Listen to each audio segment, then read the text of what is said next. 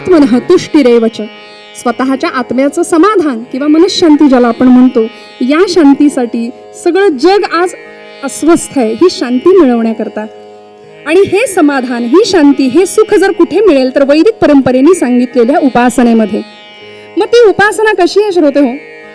ही उपासना आमच्या शास्त्रांनी, आमच्या पूर्वसुरींनी, आमच्या परंपरेने आम्हाला घालून दिली. या उपासनेमध्ये यज्ञाच्या साहाय्याने आम्ही उपासना करतो, मंत्र आणि पूजा या 3 प्रकारांनी आम्ही उपासना करतो. आणि तिसरा आणि सगळ्यांना साधं सोपं असलेलं जे उपासनेचं साधन आम्हाला पूर्वसुरींनी सांगून दिलं, ती म्हणजे पूजा, जी आम्ही रोज करतो. अर्थात करत नसलो तर ती करायला हवी. मग त्याला कर्मकांड म्हणून ते बाजूला ठेवणं कितपत योग्य आहे? आज गणपतीची प्रतिष्ठापना भाद्रपद शुद्ध चतुर्थीला सगळ्यांच्याकडे झाली. त्याचं आवाहन आम्ही केलं, त्याला प्रतिष्ठित केलं. अस्मिन् पूगी फले महागणपतीं सांगम सपरिवारम सायुधम सशक्तिकम आवाहयामी. ये भगवंता, कसा ये? सायुधम सशक्तिकम, एकटा येऊ नको, शक्तीला घेऊन ये तुझ्या. आणि म्हणून गणपती बाप्पांच्या पाठोपाठ बरोबर षष्ठी दिवशी आमच्या मातोश्री, म्हणजे गणपती बाप्पांच्या मातोश्री म्हणजे गौरी पूजन, महालक्ष्मीचं पूजन घराघरामध्ये होतं. अर्थात ते पूजन करण्याची पद्धत, रीत प्रत्येका ठिकाणची वेगवेगळी आहे. कुठे कुठे सखी पार्वती या स्वरूपामध्ये 2 देवींची स्थापना केली जाते. कोकणामध्ये जर महाराष्ट्र प्रांतात आपण आलात तर तिथे खड्यांच्या गौरींचं पूजन केलं जातं. या अनेकविध प्रकारांनी ती पूजा मात्र संपन्न केली जाते. का? कारण आपली भारतीय संस्कृती किंवा वैदिक संस्कृती ही अशी आहे की जी मातृशक्तीचा गौरव करते, मातृशक्तीचा गौरव करते, स्त्री शक्तीचा गौरव करते. म्हणून समर्थांनी सुद्धा गणरायाच्या बरोबर त्या शक्तीचं वंदन केलंय, त्या शक्तीला नमस्कार केलाय. आमच्या ज्ञानोबा माऊलींनी सुद्धा आता अभिनव वाग्विलासिनी जे चातुर्यार्थ कला कामिनी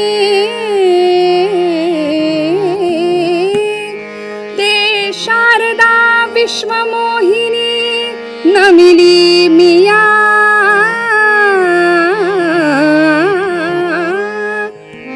आता वाग्विलासिनी म्हणून या वाग्देवतेला, शारदा मातेला माऊलींनी सुद्धा वंदन केलं. कधी? देवा तूची गणेशू सकलार्थमती प्रकाशू, असं म्हणून झाल्यानंतर आता अभिनव वाग्विलासिनी जे चातुर्यार्थ कला कामिनी ते शारदा विश्वमोहिनी नमिलिनिया, ती विश्वस्वरूपिणी जगदंबा आहे, तिला वंदन केलं. म्हणून मुद्दाम समर्थांचा हा श्लोक निवडण्यामागचं आजचं कारण, आज गौरी आवाहन आहे म्हणजे त्या शक्तीची पूजा आहे आणि गणपतीची सुद्धा पूजा आहे. म्हणून समर्थांनी वंदन करताना गणाधीश जो ईश सर्वा गुणांचा, गणाधीश सगळ्या गणांमध्ये जो अधीश, गणांचा जो अधिपती आहे, गणांचा जो स्वामी आहे. गण म्हणजे काय? ज्याची गणना केली जाते असा त्याला गण म्हणतात. असा एक गट, असे अनेक गट, त्या गटांचा जो प्रमुख आहे म्हणजे सगळ्या गणांचा जो प्रमुख आहे तो गणपती बाप्पा आहे. गणाधीश जो ईश सर्व गुणांचा, तो गणाधीश आहे तसा तो गुणाधीश सुद्धा आहे. सगळ्या गुणांचा तो स्वामी आहे. म्हणून अशा गुणांची आम्ही कास धरावी ज्यामुळे भगवान गणपती बाप्पा आमच्यावरती प्रसन्न होतील. कुठले गुण? सुभाषितकार म्हणाले, उद्यमं साहसं धैर्यं, उद्यम साहसं धैर्यं बुद्धिशक्ती पराक्रमः षडेते यत्र वर्तन्ते तत्र देवो सहायकृत. उद्यमं साहसं धैर्यं बुद्धिशक्ती पराक्रम, या 6 गुणांचा ज्यांनी आधार घेतला, या 6 गुणांची कास ज्यांनी धरली त्याला भगवान बाप्पा गणपती मंगलमूर्ती प्रसन्न होणार आहे, ती शक्ती प्रसन्न होणार आहे. आणि म्हणून सगळ्या गुणांचा तो स्वामी आहे. असं म्हणतात भगवंत कुणालाही फुकट काही देत नाही. आपण म्हणू, आपल्याकडे एक म्हण आहे बघा, असेल माझा हरी तर देईल. तर माणसाने एवढं लक्षात ठेवावं, भगवंत काही वेडा नाही हो. आपण सुरुवात तर करूया, आपण 1 करावं, पुढची 2 शून्य ठेवायला परमेश्वर समर्थ आहे. म्हणून हे 6 गुण ज्याच्याकडे आहेत त्याला भगवंत तत्र देवो सहायकृत, त्याला भगवंत सहाय्यभूत होतो. आणि गणेश देवताच अशी आहे की जी उद्योगावर आरूढ आहे. मुद्दाम आपल्याकडे जी शास्त्र परंपरागत अशी जी आदर्श मूर्ती सांगितली ना गणपती बाप्पाची, आता अलीकडे फॅशन अशी आहे की कुठल्याही रूपामध्ये आम्ही त्याला स्थापन करतोय, पण शास्त्रानुसार गणेशाची आदर्श स्थापना करणारी जी मूर्ती आहे ती आसन घातलेली मूर्ती आहे. स्थिर आसन आहे, स्थिर मांडी आहे बाप्पाची. का? कारण त्यातून आम्ही प्रतिकात्मक अर्थ असा घ्यायचा आहे की त्याचंच आसन स्थिर राहू शकतं ज्याची बुद्धी स्थिर आहे. श्रोते, स्थिर बुद्धीचं ते लक्षण आहे. नाहीतर मग आमची बुद्धी इतकी चंचल आहे सध्या. स्थिर आसन म्हणून आमची संस्कृती सांगते ध्यान, प्राणायाम, योग. का? एका आसनावर आम्हाला बराच वेळ बसता आलं पाहिजे. स्थिर आसन आहे. त्या मांडीजवळ बाप्पांचं वाहन आहे, मूषक ज्याला म्हटलंय, म्हणून गणपतीला मूषक वाहन असं म्हणतात. उंदीर किंवा मूषक हे मायेचं प्रतीक आहे आणि त्या अर्थाने भगवंतांनी मायेला पायाशी घेतलंय. त्यातून असा अर्थ आहे की ती माया जर आम्ही डोक्यावर घेतली ना तर भवसागरात बुडून मरून जाऊ, म्हणून मायेला नेहमी पायाशी ठेवायचंय. माया आणि उंदीर या दोघांचाही स्वभाव सारखा आहे बघा, कुरतडणं. माणसाला अखंड कुरतडत राहते. चंचल, माया चंचल आहे, उंदीर चंचल आहे. आणि उद्योगी, कायम उद्योगी, म्हणून बाप्पा त्याच्यावर आरूढ आहेत, उद्योगावर आरूढ आहेत. भलं मोठं पोट आहे, पोट मोठं म्हणून लंबोदर असं म्हटलंय भगवंतांना, तर याचा अर्थ आहे अनंत ब्रह्मांडे उदरी. बरं, ते भलं मोठं पोट, आमच्या सगळ्यांच्या चुका, आमच्या सगळ्यांची पातकं पोटात त्या भगवंतांनी घातलेली आहेत आईच्या मायेनी, म्हणून त्याचं ते उदर मोठं आहे.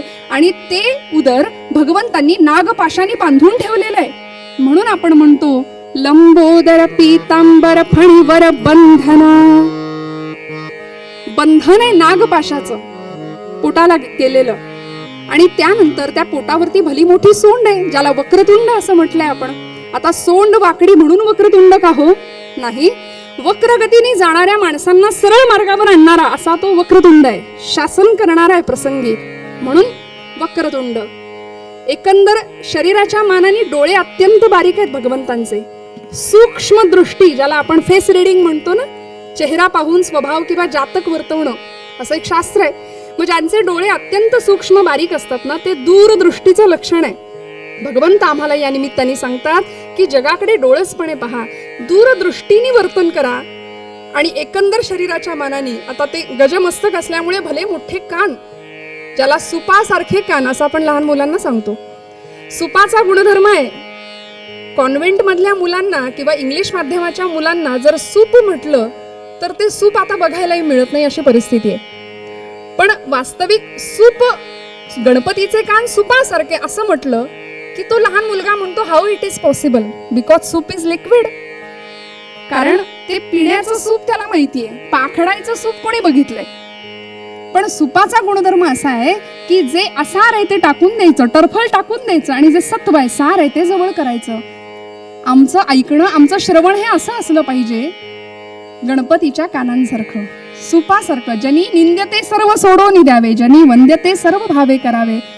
आणि मग चतुर्भुज असा असलेला बाप्पा, एकदंतम चतुर्हस्तम पाशमम कुशधारिणम, अथर्वशीर्षामध्ये वर्णन केले. पाश अंकुश धारण केलेले आहेत मागच्या हातामध्ये. का? दुष्टांचा संहार करणारी ती देवता आहे, पराक्रम करणारी भगवंत आहेत. आणि मग पुढचे दोन हात, एक हात आहे तो भक्तांना वर देणारा, गंमत म्हणून सांगते, भक्तांना वर देणारा, भक्तांना वर घेणारा आणि अभक्तांना वर पाठवणारा. वरद हस्त आहे. डाव्या हातामध्ये मोदक आहे बाप्पांच्या. आता हा मोदक गणपती बाप्पा खातो का किंवा नाही खात याविषयी चर्चा करत बसण्यापेक्षा अथर्वशीर्ष आमच्या फलश्रुतीमध्ये असा उल्लेख आहे, यो मोदक सहस्रेण यजती. जो कोणी सहस्त्र मोदकांचा हवन करतो, म्हणजे आपली यज्ञ संस्था जीवित राहिली पाहिजे, यज्ञाची पूजा महत्वाची, अग्निपूजा महत्वाची आहे, त्याला गणपती देवता प्रसन्न होते. असा हा गणाधीश असलेला भगवंत. समर्थ म्हणतात, गणाधीश जो ईश सर्वा गुणांचा. तो गणाधीश आहे, गुणाधीश आहे, मुळारंभ आरंभ तो निर्गुणांचा. सृष्टीच्या आरंभाला या ब्रह्मांडाची, या सृष्टीची उत्पत्ती किंवा निर्मिती कशी झाली याविषयी आमच्या शास्त्रज्ञांनी सुद्धा भरपूर शोध लावले, विचार केला. आमच्या पूर्वसुरींनी सुद्धा भरपूर विचार केला. आणि आमची परंपरा आम्हाला सांगते, आमचं शास्त्र आम्हाला सांगता नव्हे, बिग बँग थेअरी सुद्धा आज जगामध्ये हेच सांगतेय की या सृष्टीच्या आरंभाला भला मोठा प्रस्फोट झाला, खूप मोठा आवाज झाला आणि त्या आवाजाला आमची परंपरा सांगते तो आवाज ओम ओम असा होता. आणि हा ओंकार म्हणून त्याला मूलाधार स्थितोसी नित्यम, किंवा समर्थ म्हणतात मुळारंभ आरंभ, मूळ आरंभच तुझ्यापासून आहे रे भगवंता. ओंकार स्वरूप असलेली देवता, मुळात निर्गुण असलेली ती तुमच्या माझ्यासाठी साकार आली. मूर्तीपूजा करून आम्ही तिची भक्ती करतो. पण अकार उकार आणि मकार आणि वरची अर्धचंद्रबिंदी म्हणजे 3.5 मात्रांचा तो ओंकार. तुकोबराय म्हणतात ना, अकार तो ब्रह्मा, उकार तो विष्णू, मकार महेशो जाणीला. म्हणजे या 3 देवतांचं एकत्रीकरण, उत्पत्ती स्थिती आणि लय करण्याचं सामर्थ्य ज्या बाप्पाकडे आहे ती गणपती देवता. आणि मग 3.5 मात्रा म्हणजे कुठली, तर ओंकारावरची जी अर्धचंद्रबिंदी आहे ती म्हणजे ती शक्ती आहे बरं, जी मला आज मुद्दाम आपल्याला सांगायची आहे. ज्या शक्तीची उपासना आम्ही आज करतोय, गणपती बाप्पा पाठोपाठ आज गौरी आवाहन आहे, ज्येष्ठा गौरींचं आज पूजन आहे घरामध्ये बाप्पांच्या आईचं म्हटल्यानंतर ही शक्ती स्वरूपिणी जगदंबा त्या गणपतीमध्ये स्थित आहे. त्या ओंकारामध्ये त्या चंद्रबिंदीच्या रूपाने ती स्थित आहे. कारण जिथे सृजन आहे, जिथे नवनिर्माण आहे, तिथे ती शक्ती आहे. निर्मिती म्हटलं की ती शक्ती आली, कारण सृजनाची शक्ती आहे. म्हणून समर्थ तिला वंदन करतात, नमो शारदा मूळ चत्वार वाचा. गणपती बाप्पा आमच्यामध्ये कशा रूपाने आहे सांगू का? पंच ज्ञानेंद्रिय आणि पंच कर्मेंद्रिय यांच्यावरती ज्याची कमांड आहे, ज्याचा अधिकार आहे, ते म्हणजे आमचं एकादश इंद्रिय म्हणून ज्याला आम्ही गौरवलं किंवा ज्याला आम्ही म्हणतो असं मन नावाचं इंद्रिय, ते मन म्हणजे आमची गणपती देवता आहे. मग आम्ही कधीतरी आरशात बघावं आमचं मन स्वच्छ आहे का, गणपती प्रसन्न होईल असं मन आमचं शुचिरभूत आहे का, त्या मनाच्या ठिकाणी त्याला अधिष्ठान करावं असं वाटेल का? आम्ही स्वतःला कधीतरी बघावं, स्वतःला कधीतरी आरशात बघावं. पण काय झालंय श्रोते हो, एक शायर असं म्हणतो, उम्र भर गालिब यही भूल करता रहा, उम्र भर गालिब यही भूल करता रहा, धूल चेहरे पर थी और आईना साफ करता रहा. आयुष्यभर आम्ही आरसे पुसत बसलो, पण मनाच्या ठिकाणचे विकार जर नष्ट करायचे असतील तर काहीतरी प्रयत्न करावे लागतील, तेव्हा गणपती प्रसन्न होईल. तुकोबराय म्हणतात, काम क्रोधे केले घर रीते, तुका म्हणे देह भरिला विठ्ठले. तेव्हा तो भगवंत तिथे येणार आहे. आणि या देवतेबरोबरच ही शक्ती स्वरूपिणी भगवती आदिशक्ती आमच्यामध्ये कुठे आहे, तर समर्थ म्हणतात, नमो शारदा मूळ चत्वार वाचा. चत्वार 4 रूपांमध्ये ती आहे. कुठे? वाणीचे 4 प्रकार आम्ही सांगतो, परा, पश्चंती, मध्यमा आणि वैखरी. जिथे विचार निर्माण होतात त्याला परावाणी असं म्हणतात. आमच्या देहामध्ये जिथे विचारांची निर्मिती होते, सृजन होतं, ती शक्ती तिथे परावाणीच्या रूपाने स्थित आहे आमच्यामध्ये, तुमच्या माझ्या देहामध्ये. परा. पश्यती, जिथे तो विचार विकसित होतो, त्या विचाराचं जाणीवेत रूपांतर होतं, ती पश्यंती किंवा पश्यती असं म्हणतात. मध्यमा, ती स्वररूप घेते, स्वर निर्मितीची क्षमता, ती शक्ती मध्यमा. आणि जिला वैखरी असं म्हटलंय की ती शक्ती शब्दरूपाने अस्तित्वात येते, म्हणजे वैखरी. अशी ही शक्ती तुमच्या माझ्यामध्ये आहे. म्हणून आजच्या दिवशी महालक्ष्मीचं पूजन का करायचं? कारण ही शक्ती तुमच्या माझ्यामध्ये आहे. असं नाही की ती फक्त स्त्री देहामध्येच आहे, ती सगळ्यांमध्ये सर्व रूपाने वसलेली आहे. मग ही लक्ष्मी आमच्याकडची अलक्ष्मीचा त्याग करते, म्हणून तिची प्रतिष्ठापना किंवा तिचं स्वागत, तिचं आवाहन आणि तिचं विसर्जन. ही महालक्ष्मी किंवा ही गौरी आमच्याकडे आली आहे म्हटल्यानंतर, लक्ष्मी म्हणजे मला सांगा फक्त पैसा हा अर्थ नाहीये ना. लक्ष्मी या शब्दाचा अर्थ असा आहे, फक्त आर्थिकता किंवा फक्त सबळता यावी म्हणून तिची स्थापना करायची का? नाही. तर आमच्याकडचं वैभव लक्ष्मी आहेच आहे, पण ज्ञान लक्ष्मी, विद्या लक्ष्मी आमच्या तुमच्या माझ्या घरामध्ये असलेल्या मुलांच्याकडे असली पाहिजे, अशी ती संस्कार लक्ष्मी. आणि सगळ्यात महत्वाचं म्हणजे आज सगळं जग ज्या महामारीने त्रासलेलं आहे आणि आता ज्या सगळ्यात मोठ्या श्रीमंतीची गरज आहे ती म्हणजे आमच्याकडे असायला हवी ती आरोग्य लक्ष्मी. म्हणजे मी तर असं म्हणेन, ज्याचं आरोग्य अतिशय उत्तम सुंदर तो जगातला सगळ्यात श्रीमंत माणूस आहे. ती लक्ष्मी आमच्यावर प्रसन्न होईल. कारण शरीरम आद्यम खलु धर्म साधनम नव्हे तर खलु सर्वच साधनम. सगळीच साधन, सगळंच मिळवायचं असेल तर शरीर नावाचं साधन आम्हाला उत्तम राखलं पाहिजे. त्याकरता या शक्तीची उपासना आहे, या गणपती देवतेची उपासना आहे.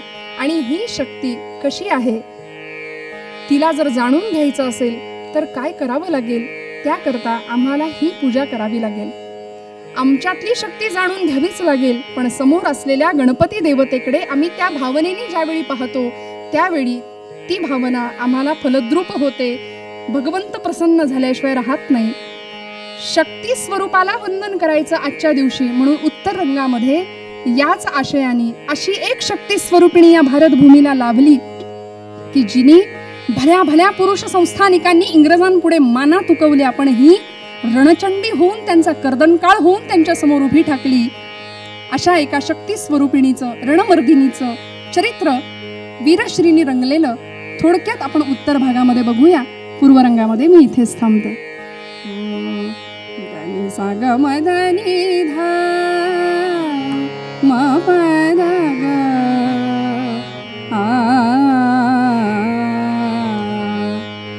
गणाधीश जो ईश सर्व गुणांचा, गणाधीश जो ईश श्री मंगलमूर्ती मोरया.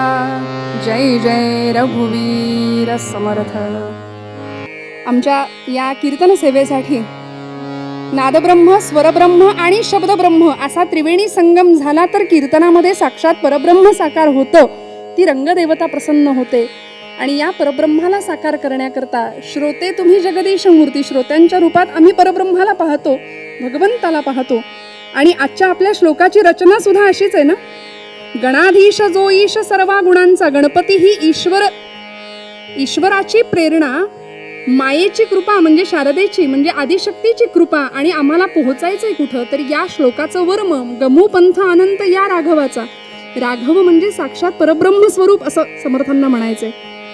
ईश्वराच्या प्रेरणेने, शारदेच्या कृपाशीर्वादाने आम्हाला कुठे जायचंय तर अहम ब्रह्मास्मीचा बोध आम्हाला घेता येईल का? तो म्हणजे मीच आहे, मी भगवंतापासून वेगळा नाहीये, हा अनुभव आम्हाला घेता यावा. आणि ते घेण्याचं एकमेव ठिकाण म्हणजे कीर्तन आहे. नवविधातली सर्वश्रेष्ठ असलेली भक्ती.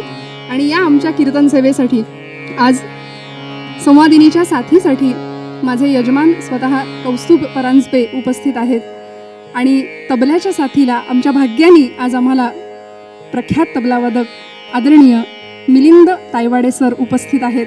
त्यामुळे त्यांनाही मी नमस्कार करते, वंदन करते, आपल्या सगळ्यांचे आशीर्वाद मागते. आणि गोड आवाजामध्ये भजन करूया. लगेच कथा भागाला सुरुवात करूया. श्रीराम जय राम जय जय राम, श्रीराम जय राम जय जय राम.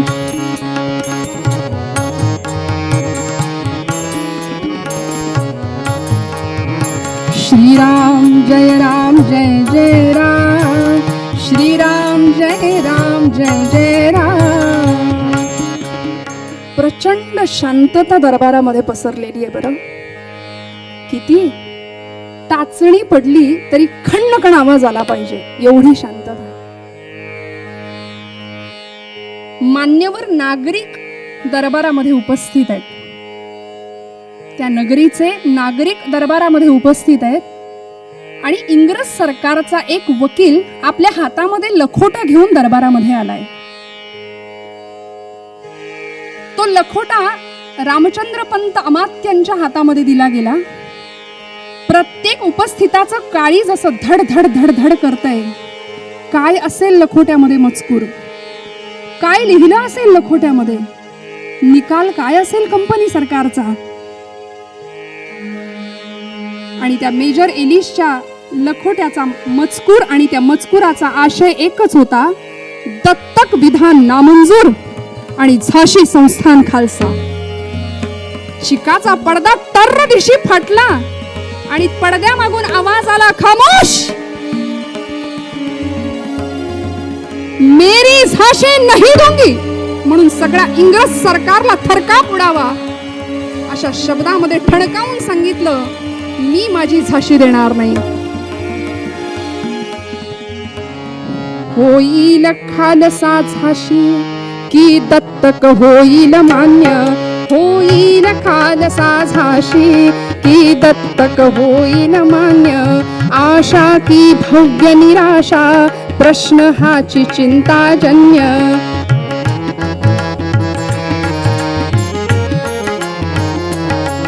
ऐकाया निर्णय आले पुरवासी ही सामान्य.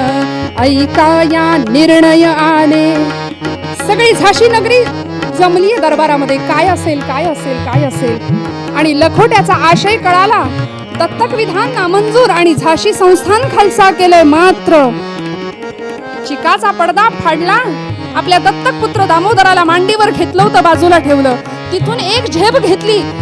तलवारीचं एक टोक मेजर एलिशच्या नरडीला लावलं आणि सांगते, मैं मेरी झाशी नहीं दूंगी.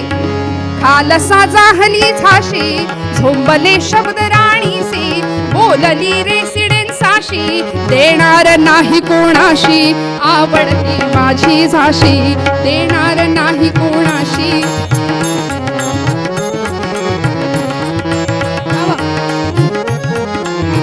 अरे मी अबलाय, मी विधवाय म्हणून मला असहाय्य समजतोस, पण लक्षात ठेव, मी विधवा अबला ऐसी, अन्याय कथू कवणासी. मी विधवा अबला ऐसी, अन्याय कथू कवणासी. असहाय्य पाहुनी मजसी, अन्याय असा का करता. अन्याय असा का करता, झाशीवर माझी सत्ता. अन्याय असा का करता, झाशीवर माझी सत्ता. मी माझी झाशी इंग्रजांच्या स्वाधीन देणार नाही असं ठामपणे इंग्रज सरकारला बजावणारी ही झाशीची रणलक्ष्मी, राणी लक्ष्मी. मूळ गाव महाराष्ट्र प्रांतामध्ये. खरं तर महाराष्ट्रातली सातारा जिल्ह्यामध्ये वाई नावाचं क्षेत्र. या वाईचं मूळचं हे तांबे कुटुंबीय. या वाईचे मोरोपंत तांबे आणि भागीरथीबाई यांची ही अत्यंत सुंदर सद्गुणी अशी लाडाची लेक. पण आता उत्तर प्रदेशामध्ये आली होती. झाशी संस्थानची महाराणी म्हणून आली होती हो. पण काय काळ होता श्रोते हो.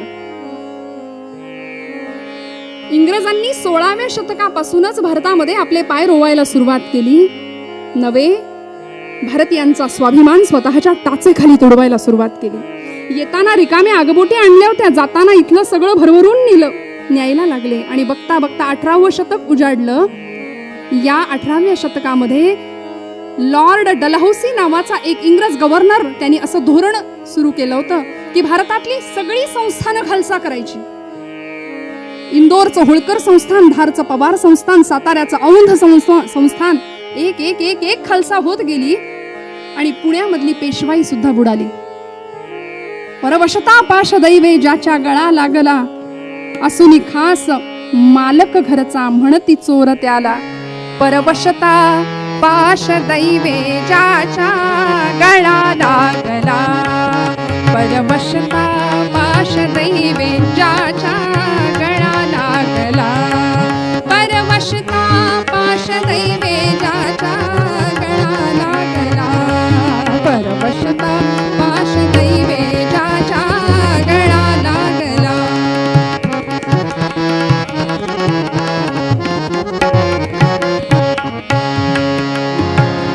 असुनी खास मालक घरचा, असुनी खास मालक घरचा म्हणती चोर त्याला. परवशता पाश दैवे ज्याच्या गळा लागला. परवशता पाश दैवे ज्याच्या गळा लागला. काय परिस्थिती. मातृभूमी ज्याची त्याला होत बंदिशाला. परवशता पाश दैवे ज्याच्या गळा लागला. इंग्रजांनी स्वतःच्या टाचेखाली भारतीयांचा राष्ट्राभिमान तोडवला. आणि ही कन्यका मनकर्णिका नाव ठेवलं होतं बरं. महाराष्ट्रातली पुण्यातली पेशवाई बुडाली आणि दस्तूरखुद्द पेशव्यांना आपल्या सगळ्या कुटुंबाला घेऊन वाराणसी म्हणजे ब्रह्मावर्त ज्याला म्हणतात ती गाठावी लागली. या ब्रह्मावर्ताला पेशव्यांच्या बरोबर पेशव्यांचे अधिकारी असलेले मोरोपंत तांबे, त्यांची पत्नी भागीरथीबाई हे दोघंही गेले आणि तिथे इंग्रजांचे आश्रित म्हणून राहायला लागले. या मोरोपंतांना आणि भागीरथीबाईंना काशी क्षेत्रामध्ये ही मुलगी जन्माला आली. कन्या रत्न जन्माला आलं. गंगेवरचा प्रसिद्ध घाट, घाटाचं नाव मनकर्णिका आणि म्हणून मुलीचं नाव ठेवलं मनकर्णिका. लाडाचं नाव मनू किंवा छबिली. आणि बरोबर छबिली सारखीच हो, उत्तर प्रदेशामध्ये तर तिला बिजली बिजली म्हणायचे. आणि एखादी वीज चमकावी अशी चपळाई. लहानपणामध्ये असं ध्येय अंगामध्ये होतं की या भारत मातेचं दुःख दूर करायचं, तेव्हाच शेवटचा श्वास घ्यायचा. म्हणून पेशव्यांची मुलं नानासाहेब पेशवे, रावसाहेब पेशवे या सगळ्यांना शिक्षण देणारे एक अत्यंत सुंदर हुशार असे गुरुजी त्यांना मिळाले. शस्त्रशास्त्र पारंगत असलेले तात्या टोपे, ज्यांना तात्या गुरु म्हणायचे. तात्या टोप्यांच्या मार्गदर्शनाखाली या सगळ्या मुलांचं शिक्षण सुरू झालं, शस्त्रांचं आणि शास्त्राचं. कमरेला तलवार अडकून फिरायची हौस. अगदी 10व्या वर्षी घोडेस्वारी करायला शिकली. आणि बघता बघता बघता या मुलीचा विवाह निश्चित झाला. बरं, पूर्वकाळच्या प्रथेनुसार 10वं वर्ष म्हणजे अष्टवर्षात भवेत कन्या, आणि कन्या म्हटलं की ती लग्नाची झाली, पूर्वकाळचा रिवाज. पण या मुलीचं भाग्य असं होतं श्रोते हो, आई वडिलांची लाडकी लेक जन्माला आली, पण 3 वर्षाचं बाळ झालं. 3 ते 4 वर्षाची ही मनकर्णिका म्हणजे मनू, या 4थ्याच वर्षी मातृछत्र हरपलं. नियतीने काळाचा घाला घातला. आई निघून गेली आणि आई विना पोरकी असलेली पोर वडिलांच्या छायाछत्राखाली वाढतीये. मोरोपंतांवर आता दुहेरी जबाबदारी होती. आईचं आणि बापाचं दोनही कर्तव्य त्यांना पूर्ण करायची होती. ही लहानाची मोठी होतीये. वडिलांच्या दरबारी रीतिरिवाजात सुद्धा त्यांना मदत करायची, कचेरीमध्ये जायची. घरामधली सगळी कामं या लेकरांनी करावीत. आणि बघता बघता बघता वय वर्ष 10, 10व्या वर्षी या मुलीला विवाह स्थळ चालून आलं. आणि ते स्थळ असं होतं की उत्तर प्रदेशामध्ये झाशी नावाचं संस्थान. या झाशी संस्थानचे राजे गंगाधरपंत नेवाळकर, वय वर्ष 32. नानासाहेब पेशवे मानलेले भाऊ होते. नानासाहेब चिडले. नानांनी सांगावं, अगं राणी मनू, अगं वेडी आहेस का, लग्नाला होकार देतेस? अगं वेडे, तुझ्याहून दुपटीने मोठ्या असलेल्या मुलाशी तू लग्न करणार, विवाह करणार? पण 10 वर्षाच्या या कन्यकेचं उत्तर ऐका श्रोते हो. ही मनकर्णिका सांगते, नाना अरे वेड्या, मला माझ्या व्यक्तिगत सुखासाठी लग्न नाही करायचंय रे. हे बघ, आपली आई आजारी आहे, आपली भारत माता पारतंत्र्यात आहे, आणि तिला जर मुक्त करायचं असेल ना, तर मला सांग, आपल्या व्यक्तिगत सुखदुःखांची होळी नको का करायला? 10 वर्षाच्या मुलीचे उद्गार आहेत बरं का हे श्रोते. म्हणून आज आम्ही ही चरित्र ऐकायची. अरे मला माझ्या व्यक्तिगत सुखासाठी हा विवाह नाही करायचा आहे. मी हत्तीवर बसेन, अंबारीत झुलेन, छत्र चामर परिधान करीन, यासाठी नाही रे. लहानपणापासून आपण जे स्वप्न उराशी बाळगले ना, ते स्वप्न आता पूर्ण करायची वेळ आली आहे. हे बघ, मी जर झाशी संस्थानची राणी झाले ना, तर नाना अरे समजून घे, आपल्याकडे शस्त्रसाठा असेल, आपल्याकडे भला मोठा सैन्य साठा असेल, आपल्याकडे तोफखाने असतील, घोडे असतील, हत्ती असतील, आणि या सगळ्यांच्या जोरावर आपण इंग्रजांच्या बलाढ्य सत्तेला आव्हान देऊ शकू नाना. आणि हे 10 वर्षाच्या मुलीचे बोल ऐकल्यानंतर सगळ्यांनाच होकार द्यावा लागला. आणि श्रोते हो, आता आपण काशीतून थेट झाशीत येऊया. झाशीमध्ये मुख्य राज रस्त्यावर ही मिरवणूक चालली होती लग्नाची. भली मोठी अंबारी, त्या अंबारीमध्ये ही महालक्ष्मी बसलेली आहे. झाशीतले सगळे नागरिक तिच्याकडे वाकून वाकून बघतायत, कोण बरं ही, कोण बरं ही. कुणीतरी म्हणावं, अरे आपल्या मोरोपंतांची मनू. छे छे, आता मनू नाही, आता ती गंगाधरपंत नेवाळकरांची लाडकी धर्मपत्नी लक्ष्मी तिचं नाव आहे. झाशीची राणी झाली. प्रपंच आनंदाने भरून ओसंडून वाहायला लागला. झाशीमध्ये दिवाळी साजरी झाली होती. बघता बघता या गंगाधरपंत आणि राणी लक्ष्मीबाई यांच्या प्रपंच वेलीला फूल सुद्धा उमललं श्रोते हो, यथावकाश. 20 वर्षाची ही कन्यका एका पुत्राला जन्म दिला. झाशीमध्ये दिवाळी साजरी झाली का? कारण झाशीला वारस मिळाला होता याच्या रूपाने. आनंदी आनंद होता श्रोते हो. पण हाय रे दैवा, नियतीला नाही भगवत म्हणतात ना, सुखामागे दुःख, दुःखामागे सुख, सुख सुख म्हणता दुःख ठाकून आले समर्थ म्हणतात. आणि या नियतीने क्रूर काळाची झडप या बालात्म्यावर घातली. 3 महिन्याचं बाळ होतं, मांडीवर घेतलेलं आहे. निर्जीव कलेवराला मांडीवर घेऊन धाय मोकलून राणी रडत होती, आपलं राणी पद विसरून. बाळकाळानी ओढून आलेला, बाळकाळानी ओढून आलेला, बाळकाळानी ओढून आलेला.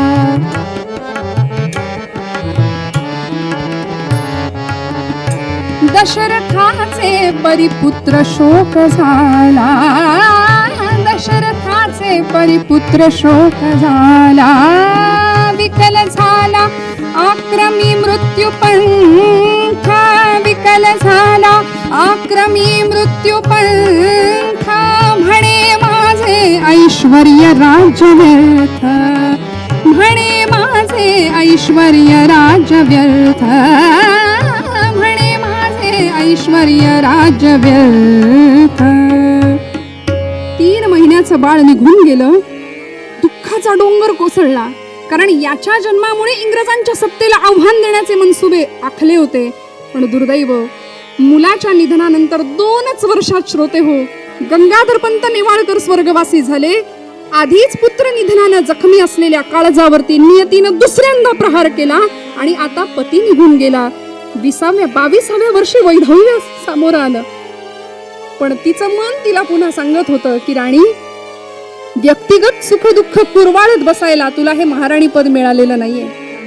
अगं, तुझ्या दुःखापेक्षा हिंदुस्थानचं दुःख फार मोठं आहे, भारत मातेचं दुःख फार मोठं आहे. आणि ते दूर करायचं असेल तर तुला तुझं दुःख बाजूला ठेवावं लागेल. म्हणून निश्चय पक्का झाला, मनसुबा ठरला आणि इंग्रज सरकारला अर्ज केला दत्तक विधानासंबंधी. का? कारण राणीचा मनसुबा होता दत्तक विधान, दत्तक मुलगा घ्यायचा, झाशीला वारस प्राप्त करून घ्यायचा, म्हणजे झाशी संस्थान खालसा होणार नाही. इंग्रजांना अर्ज गेल्याबरोबर इंग्रजांचं उत्तर आलं आणि आज दरबार भरला होता. या दरबारामध्ये एलिसनी लखोटा आणला होता, लखोट्याचा आशय वाचून दाखवला होता, दत्तक विधान नामंजूर आणि झाशी संस्थान खालसा. दरबारी जनांच्या काळजाचा ठोका चुकला होता, सगळ्यांची मस्तक अशी सुन्न झाली होती. आणि राणी लक्ष्मीबाई अक्षरशः एखाद्या वाघिणीप्रमाणे चौताळली आणि सांगत होती, मैं मेरी झाशी नहीं दूंगी. राणीनं झाशी संस्थान इंग्रजांना द्यायला स्पष्ट नकार दिला. आणि त्याच वेळी श्रोते हो 1857च्या उठावाचं वारं सबंध देशभर वाहत होतं. पहिली ठिणगी पडली होती, पहिलं रणशिंग फुंकलं गेलं होतं. मिरतच्या छावणीमध्ये पहिला हुतात्मा होता मंगल पांडे. इतिहासाला त्याचं नाव माहिती आहे. काडतुसांचं प्रकरण गाजलं होतं. गाईचं रक्त आणि डुकराची चरबी लावलेली काडतुसं हिंदू आणि मुस्लिम शिपायांना तोंडाने काढायला लावली जात होती. त्यामुळे हिंदूही भडकले, मुस्लिमही भडकले आणि एकच ठिणगी पडली उठावाची. आणि या उठावामध्ये, या रणसंग्रामामध्ये राणीनंही उडी घ्यायचं ठरवलं. पण ज्या अर्थी राणीनं झाशी संस्थान इंग्रजांना द्यायला नकार दिला, त्याच वेळी काही दिवसातच इंग्रजांनी 1 नव्हे 2 नव्हे 60,000 फौज झाशी किल्ल्याच्या दिशेने चालून लावली. आणि काय वर्णन करावं राणीचं. या किल्ल्यावरती सर हिरोज आणि लेफ्टनंट बौकर नावाचे 2 इंग्रज अधिकारी आपलं 60,000चं सैन्य घेऊन झाशीच्या दिशेने चालून आले. झाशीच्या कुहरा माझी सिंहीण निजे घायाळ, झाशीच्या कुहरा माझी सिंहीण निजे घायाळ.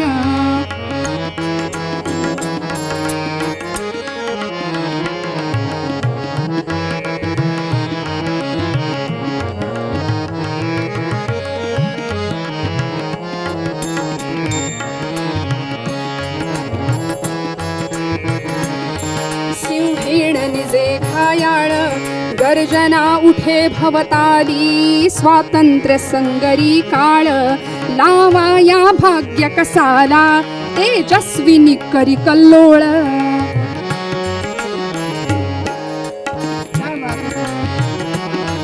बुरजा बुरजावर मोर्चे बांधोनिया तोफांचे, सजविले शूर सैनिक सजविले सैन्य शूरांचे. आपण ही वेशे सजली मर्दानी झाशी वाली, आपण ही वेशे सजली मर्दानी झाशी वाली, आपण ही वेशे सजली मर्दानी झाशी वाली. पुरुषी पोशाख परिधान केला होता, पायी चोळणा अंगी जांभळी बंडी झोकदार. पायी चोळणा अंगी जांभळी बंडी झोकदार, पगडी डोईवर वरती शोभली बत्तीची भरजर, पगडी डोईवर वरती शोभली बत्तीची भरजर, काच्या बांधी भरजरी तुपेटा लटके तलवार, काच्या बांधी भरजरी दुपेटा लटके तलवार, कमरेला दोन तमस्कसी त्यात पिस्तूल बाई जंगशूर, दोन तमस्कसी त्यात पिस्तूल बाई जंगशूर, पायी चोळणा. राणीनं पुरुषी वेश परिधान केला होता. 57च्या स्वातंत्र्य समराचं वारं सगळीकडे वाहत होतं. आणि श्रोते हो, हा इतिहास आज अमर आहे. आम्ही ऐकतो, आम्ही जाणतो, आमच्यापर्यंत तो पोहोचतो, कारण या बलिदानामुळे आजचे हे दिवस आम्ही पाहतो आहोत. का 57च्या समर स्मरणाला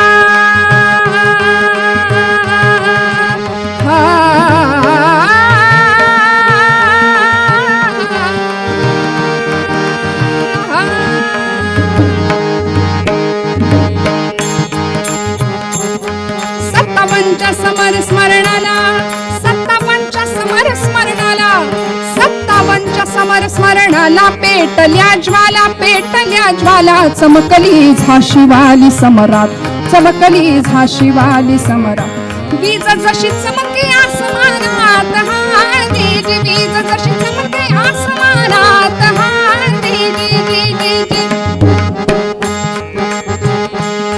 सुगंधित राणीची कीर्ती,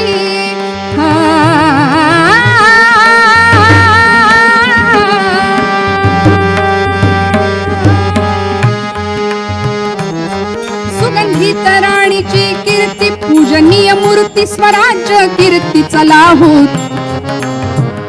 चला हो भाग्यवान हो, स्वप्नी तरी भाग्यवान हो, चला हो झाशी दर्शना जाऊ, चला हो चला हो झाशी दर्शना जाऊ, जीर जी जी जीर जी जी जीर जी. इंग्रजांच्या विलायती तोफा झाशीवरती आग ओढतायत.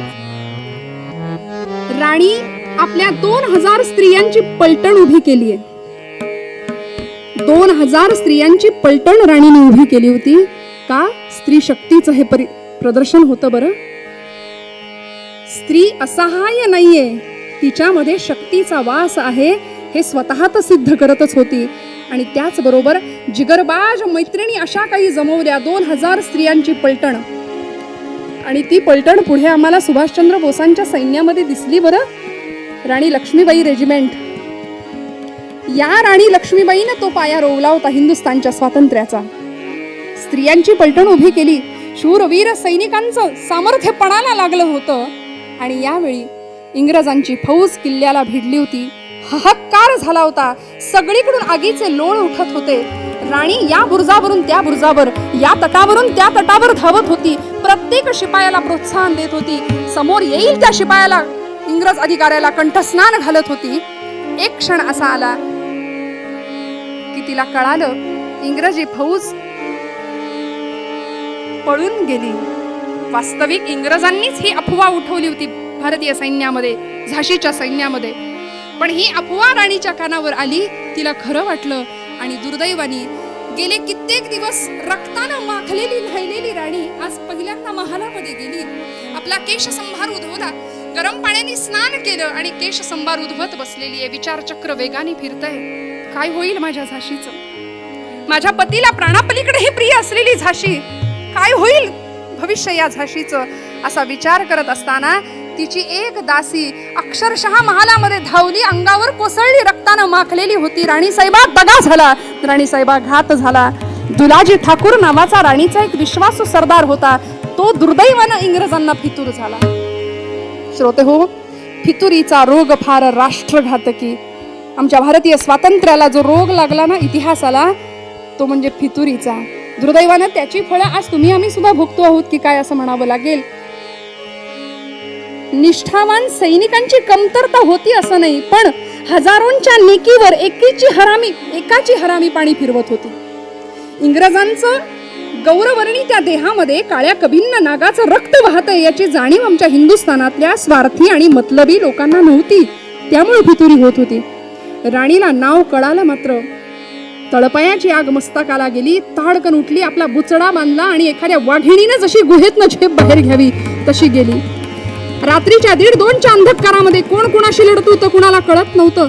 दुलाजी ठाकूरनी किल्ल्याचा मागचा दरवाजा इंग्रजांना उघडून दिला होता आणि गुळाच्या ढेपीला जशी मुंगळं चिकटावी तशी इंग्रजी फौज किल्ल्याला भिडली होती. हाहाकार झाला होता. कोण कुणाशी लढतंय ते कळेना, पण त्याही अंधाऱ्या रात्री राणीने दुलाजी ठाकूरला गाठलं. तलवारीचे इतके सपासप वार त्याच्या अंगावर केले की मोजता येणार नाही तेवढे त्याच्या देहाचे तुकडे राणीने केले होते. देशद्रोह्याला शासन हे झालंच पाहिजे हा दंडक होता. आणि आता झाशी फार काळ टिकाव धरेल की नाही, कारण इंग्रजांनी बीजन कत्तल चालवली होती. श्रोते हो, बीजन कत्तल. राणीच्या किल्ल्यावरचा एक एक महाल पेटला होता. त्या विलायती तोफांनी झाशीचे केले हाल. पेटला गणेश महाल, पेटला विलास महाल, ऐश्वर्य आणि सुंदरता गेलीच फुटे तदभाल. अशी अवस्था झाशीची. काय करावं? आणि म्हणून मनसुबा झाला. राणीचे वडील मोरोपंत तांबे राणी जवळ आले आणि राणीला सांगत होते, मनू आपण किल्ल्यातनं पळून जाऊया. अगं, मारता मारता मरणे शौर्याचे हेची लक्षणं. असं नाही मरायचं, शत्रूला मारून मरायचं, लक्षात ठेव.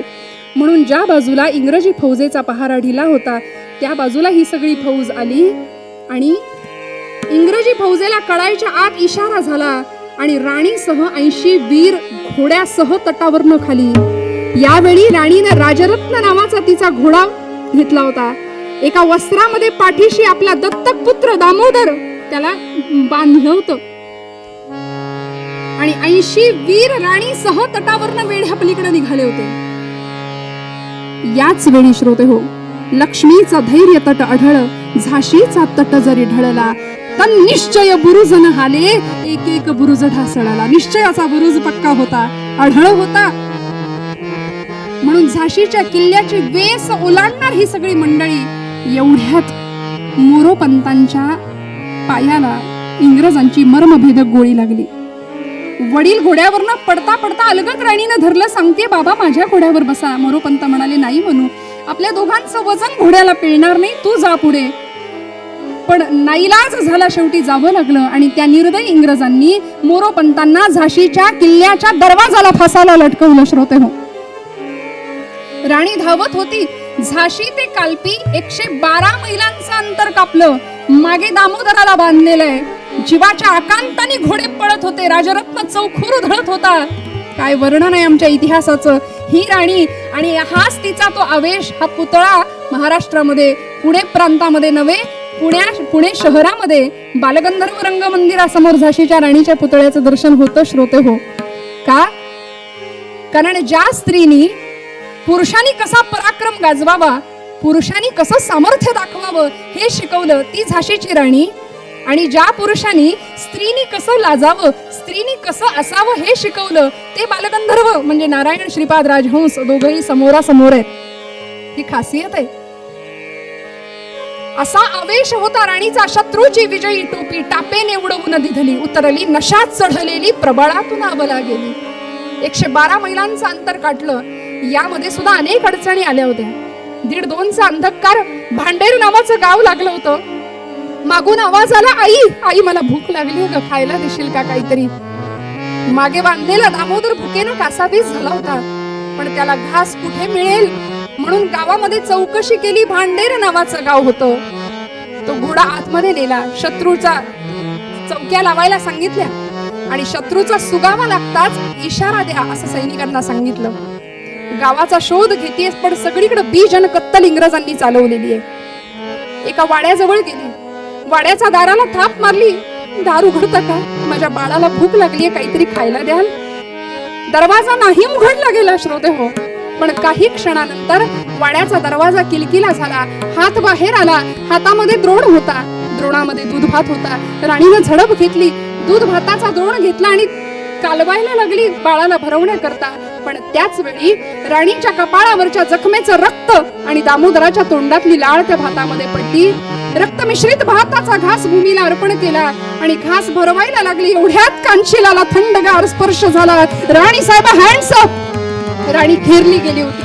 शिकारी कुत्र्यासारखा पाठलाग करत होते. इंग्रजी फौज भीषण शर्यत सुरू होती जीवन आणि मृत्यूची. राणीनं अत्यंत चपळाईने हालचाल केली आहे श्रोते हो. मला शब्दात सांगता येणं कठीण आहे म्हणून तिला बिजली म्हणायचे. बिजली का? कारण या क्षणामध्ये मागे बंदूक रोखलेली असताना सुद्धा दामोदराच्या तोंडामध्ये घास भरवले. उजव्या हाताच्या मनगटाने त्या बाळाचं तोंड पुसलं आणि त्याच उजव्या पालथ्या हाताची मागे उभ्या असलेल्या बौकरच्या डाव्या कांशीला खाली साईकडे थप्पड लगावून दिली. तो एवढा आडदांड इंग्रज फौजी अधिकारी एका फटक्यात बेशुद्ध पडला. काय ताकद असेल! ही शक्ती स्वरूपिणी जगदंबा आहे श्रोते हो. ही शक्ती स्वरूपिणी जगदंबा आहे. गरीब गाय असली आणि तिच्या वासरावर बेतलं ना तरी सुद्धा ती वाघ सिंहावर शिंग रोखते आणि ही तर पराक्रमी राणी होती.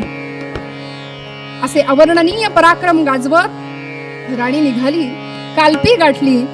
झाशी ते कालपी अंतर कापलं. तिथे बांद्याचे नवाब तात्या टोपे नानासाहेब पेशवे एकत्र आले. पुन्हा युद्ध झाली. पुन्हा लढाया झाल्या. कित्येक वेळी यश अपयशाला सामोरं जावं लागत होतं. पण ग्वाल्हेरच्या लढाईमध्ये राणीला आपले प्राण गमवावे लागले श्रोते हो. ती लढाई शेवटची ठरली. का? कारण ग्वाल्हेरचे शिंदे इंग्रजांना फितूर होते. ग्वाल्हेरच्या पागेतला खैऱ्या नावाचा घोडा राणीला यावेळी सोबत होता. कारण राजरत्न नावाचा तिचा तो निष्ठावंत जातीवंत घोडा झाशी ते कालपी अंतर कापताना छाती फुटून मेलाय श्रोते हो. ही निष्ठा असते. ही स्वामी निष्ठा असते. ग्वाल्हेरच्या या युद्धामध्ये इंग्रजांची फौज पाठलागावर आहे.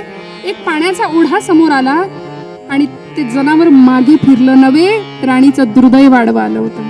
हातघाईची लढाई जुंपली. पण एकट्या राणीने 500 शिपायांना कंठस्नान घातलं होतं. पण त्याच वेळी कुठल्या तरी इंग्रजाची मर्मभेदी गोळी मागून आली आणि कवटीचा उजवा भाग उडवून गेली. उजवा डोळा बाहेर लोंबकळायला लागला. तसाच खोपडीमध्ये तिने तो डोळा सरकवला आणि त्याही परिस्थितीमध्ये कितीतरी शिपायांची मस्तक धडा वेगळी करत होती. पण कुठून तरी मागून किरात नावाचं एक शस्त्र राणीच्या पाठीकडून छातीकडे खुपसलं गेलं. एवढाच आवाज आला. कळवळली. प्राणांतिक वेदना झाल्या. पण त्याही परिस्थितीमध्ये ती मूठ तशीच पकडली आणि मागे उभ्या असलेल्या त्या शिपायाला कंठस्नान घातलं. लेफ्टनंट बौकर या युद्धाचा साक्षीदार होता. तो इतिहास लिहितो. तो म्हणतो राणीचा हा रणचंडीचा महिषासुरमर्दिनीचा आवेश बघितला. आलो होतो 500 जणांना घेऊन आणि गेलो 5 जणांना घेऊन पळत. मी थांबलोच नाही म्हणाला तिथे. पण आता प्राणज्योत मालवत होती. राणीच्या निष्ठावंत सहकार्याने तिला धरलं. जवळच असलेल्या गंगादास बाबा नावाच्या साधूच्या झोपडीमध्ये आणलं आणि तिथे प्राणज्योत फडफडत होती. नैनं छिंदन्ति शस्त्राणि नैनं दहति पावकः न चैन क्लेदयन्ति आपो न शोषयति मारुतः. धडाडे चिता अग्निला धन्य वाटे. जाताना आठवणीने आपल्या जिगरबाज सहकाऱ्यांना सांगितलं होतं की माझ्या या देहाला इंग्रजांचे पापी हात लागता कामा नयेत. खलस्पर्श टाळा विटाळो न काया त्वरे आहुती अग्निनारायणाला. ते साधू म्हणाले हिंदुस्थानच्या पारतंत्र्याच्या शृंखला तोडण्याच्या अट्टहासापायी अखेर ही वीरांगणा अनंताच्या प्रवासाला निघाली. भारतीय स्वातंत्र्याच्या यज्ञवेदीतलं पहिलं सुगंधित पुष्प जर कुठलं असेल, आहुती कुठली असेल तर ती राणी लक्ष्मीची. आणि त्याच पायावरती 1947 सालच्या स्वातंत्र्याची इमारत उभी राहिली आहे श्रोते हो. या राणीचा त्याग आम्हाला विसरून चालणार नाही. कारण साक्षात शक्ती स्वरूपिणी ही जगदंबा तिच्या रूपाने आम्हाला दिसली. तिच्या रूपाने ते चैतन्य ती लक्ष्मी आम्हाला भासली दिसली. आणि म्हणून धडाडे चिता अग्निला धन्य वाटे निघे प्राण ज्योती तदा दिव्य वाटे. स्वरूपी मिळे अंबिकेच्या पदाशी जगी धन्य लक्ष्मी जगी धन्य झाशी. जगी धन्य लक्ष्मी जगी धन्य झाशी.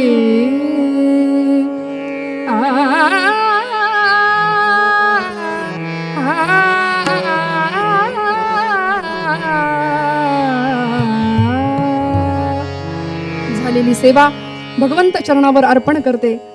ज्यावेळी राणी लक्ष्मीबाईचा देहांत झाला हे कळालं इंग्रज सरकारला, त्यावेळी तो लेफ्टनंट बौकर आपला इतिहास लिहून ठेवतो की अशा स्त्रिया जर हिंदुस्थानामध्ये जन्माला यायला लागल्या, जन्म घ्यायला लागल्या, तर या देशावर आम्ही राज्य कसं करणार. अशी शक्ती स्वरूपिणी जगदंबा राणी लक्ष्मीबाईच्या रूपाने तुम्हाला मला दिसली. आज तिचं चरित्र या निमित्ताने मला गाता आलं, म्हणून मलाही ती धन्यता मिळाली. आपण सगळ्यांनी त्या चरित्राचा आठव करावा, तिचं स्मरण ठेवावं. आज भारतामध्ये जिथे तिची समाधी आहे ग्वाल्हेरला, त्या ठिकाणी राणीच्याच माहेरच्या कुळामध्ये पुढे मराठी साहित्याला मिळालेले एक नामवंत कवी भा. रा. तांबे, त्यांच्या त्या ओळी तिथे समाधीवर कोरलेल्या आहेत. रे हिंद बांधवा थांब या स्थळी, दोन अश्रू ढाळी, ती पराक्रमाची ज्योत मावळे इथे झाशी वाली. ती पराक्रमाची ज्योत मावळे इथे झाशी वाली. रे हिंद बांधवा थांब या स्थळी, दोन अश्रू ढाळी. दुर्दैवाने आज आम्हाला या हुतात्म्यांचा विसर पडला. तो पुन्हा पुन्हा ती प्रेरणा, तो आठव आम्हाला व्हावा, याकरता हा अट्टहास.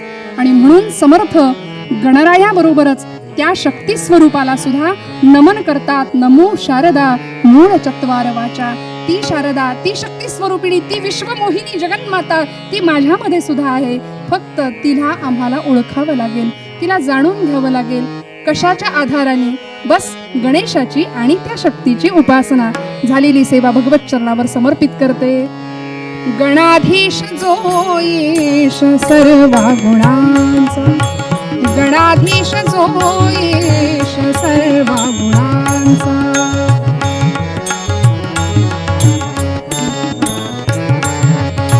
मूळारंभ आरंभ तो निर्गुणांचा, तो निर्गुणांचा. नमो शारदा मूळ चत्वारी वाचा, नमो शारदा मूळ चत्वार वाचा. गमुपंथ अनंत या राघवाचा, गमुपंथ अनंत या राघवाचा.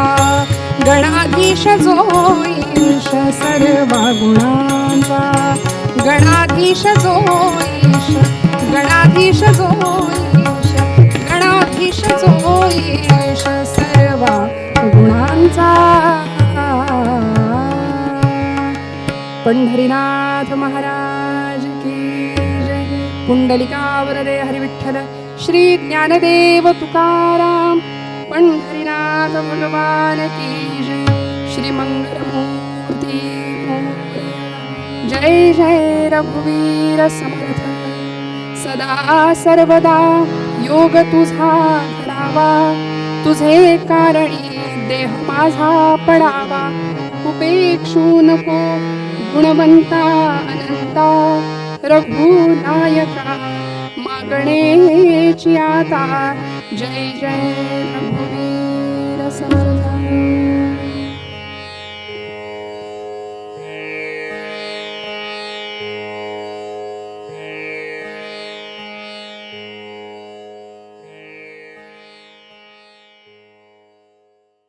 गुणांचा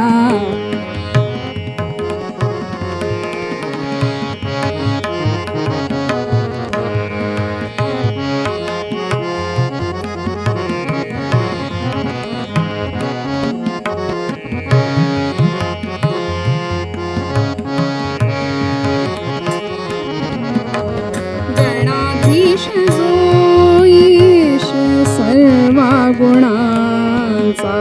मूळारंभ आरंभ तो निर्गुणांचा, मूळारंभ आरंभ तो निर्गुणांचा. नमो शारदा मूळ चत्वार वाचा, नमो शारदा मूळ चत्वार वाचा. गमुपंथ अनंत या राघवाचा, गमुपंथ अनंत या राघवाचा. गणाधीश जो ईश सर्वा गुणांचा, गणाधीश जो ईश, गणाधीश जो ईश गणाधीश दानी तदानी नादिर्दिर्दानी दानी तदानी नादिर्दिर्दानी दानी तदानी दानी तदानी नादिर्दिर्दानी दानी तदानी नादिर्दिर्दानी दीम तदीम दीम दीम तदीम दीम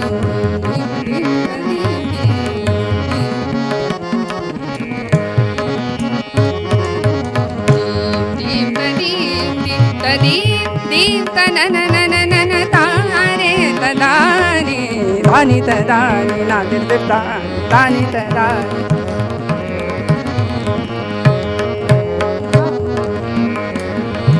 नादिर्दिर्दानी तुन्दिर्दिर्दानी नादिर्दिर्दानी तुन्दिर्दिर्दानी नादिर्दिर्दिर्दानी तुन्दिर्दिर्दिर्दानी नादिर्दिर्दानी तुन्दिर्दिर्दिर्दानी नादिर्दिर्दानी तुन्दिर्दिर्दानी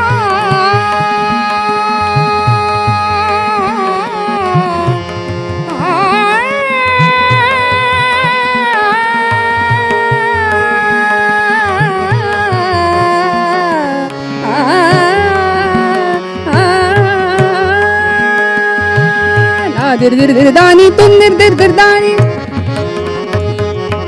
नादिर्दिर्दानी तुन्दिर्दिर्दा तुन्दिर्दिर तुन्दिर्दिर तदारे दानी तुन्दिर्दिर तुन्दिर्दिर तदारे दा तक्रांतु दिर्गिड दिक्रांतु दिर्गिड धादा किड तक तिट कद कदी गन दादा दादा दानी तदानी नादिर्दिर्दानी दानी तदानी नादिर्दिर्दानी दानी तदानी दानी तदानी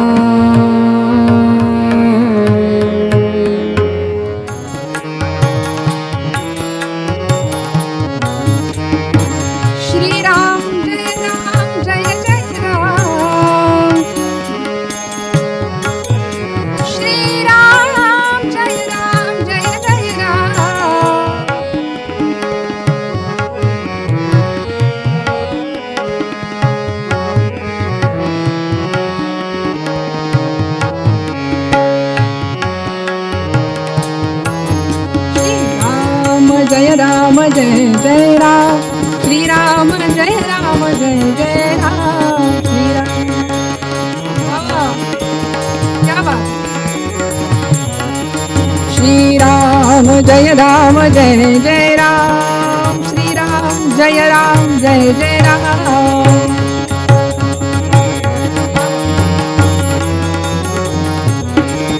श्री राम जय जय राम श्री राम जय जय राम श्री राम जय जय राम श्री राम जय जय राम श्री राम जय जय राम श्री राम जय जय राम श्री राम जय जय राम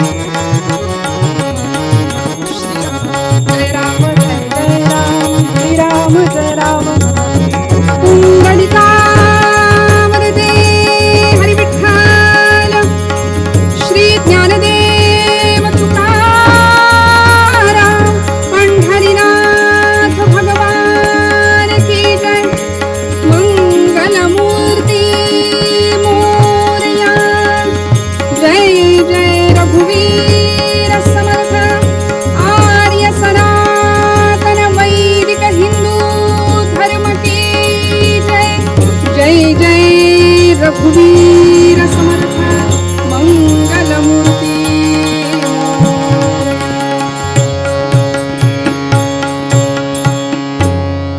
पंढरीनाथ भगवान की जय. भला मोठा दरबार भरलेला आहे.